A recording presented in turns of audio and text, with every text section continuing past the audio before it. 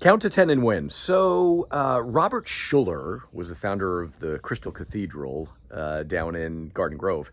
And Schuller moved out here to California in 1955. And he tells an interesting story about how, his denomination sent him out here to start a church. And they only gave him $4,500. And he's like, how on earth are we going to figure this out? And he said instinctively, he took out a napkin, wrote the numbers 1 through 10 on the left side of the napkin, and started just getting creative and imaginative, sitting in a diner with his wife about what are we going to do to figure this thing out? How do we build a church or whatever here? So anyway, he started writing down ideas like rent an Elks Lodge, rent a Masonic Hall, rent a funeral home, rent a Jewish synagogue, blah, blah, blah. He wrote 10 ideas down.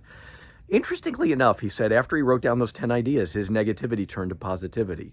And he thought, wow, there are some possibilities here. And there's the possibility for breakthrough because of my creativity, my imagination, my dreams and my visions. So I mentioned this to you because he said something in a book that he wrote many years later, Tough Times Never Last, But Tough People Do.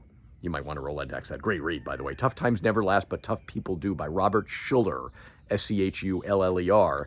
And he wrote in the book about how at that point, impossible seemed reactionary, extreme, and unintelligent.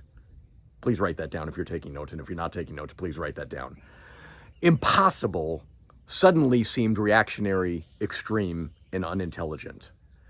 What are we talking about right now? We're talking about count to 10. Count to 10 and win, he calls it. Count to 10 and win. And all that is a strategy for thinking time. It's a strategy for your creative imagination to come up with solutions to problems unforeseen in business. That's what it is. He said afterwards he went through and he vetted those 10 ideas and he found out, they couldn't rent a school building. It was actually against the law at the time. That's since changed. He said the Seventh-day Adventists were already renting out the Jewish synagogue. And he went through all the list and none of those ideas could work. But number 9 was on his list of 10. Number 9, one of the last ideas that came to his head, probably one of the least, powerful ideas was rent a drive-in theater. And so he went to the drive-in theater that was on the outskirts of Garden Grove, California. And he said it wasn't really near the center of Garden Grove. And in fact, after he got over his negativity on it, he thought, but it is the center of Orange County. And he went to the drive-in theater. They said that he could rent it out for $10 on Sundays with parkings for 1,700 people. And a new idea was birthed. For 6 years, they were without the protection of, covering from insects and rain and the elements. And he literally did his services at a drive-in theater for 6 years on the outskirts of Garden Grove.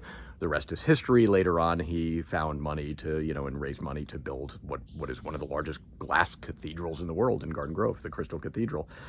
Count to 10 and win is the concept.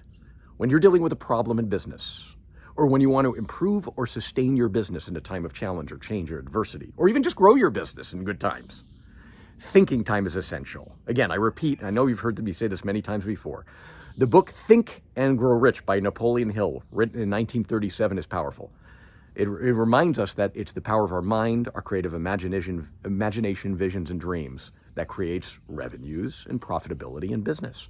Count to 10 and win, folks.